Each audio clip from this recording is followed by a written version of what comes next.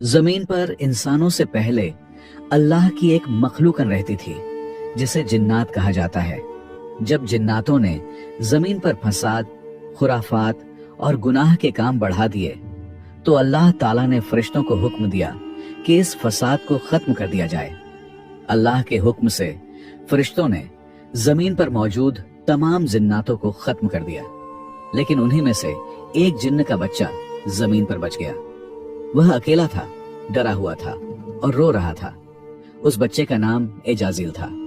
फरिश्तों ने उसका रोना सुना और अल्लाह की बारगाह में अर्ज किया, मौला, जिन्नात का एक बच्चा जमीन पर रो रहा है, आपका क्या हुक्म है?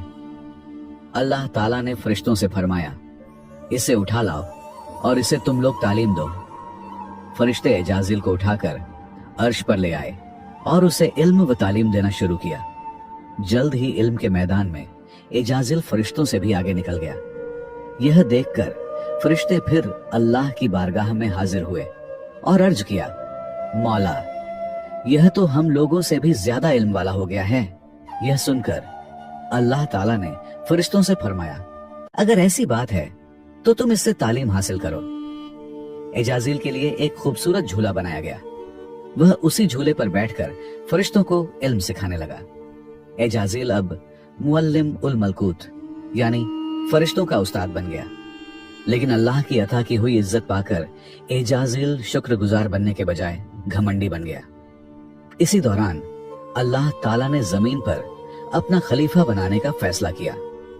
खलीफा ए अव्वल यानी हजरत आदम अलैहिस्सलाम को वजूद में लाने के बाद अल्लाह ने फरिश्तों के साथ साथ एजाजिल को भी हजरत आदम को सजदा करने का हुक्म दिया।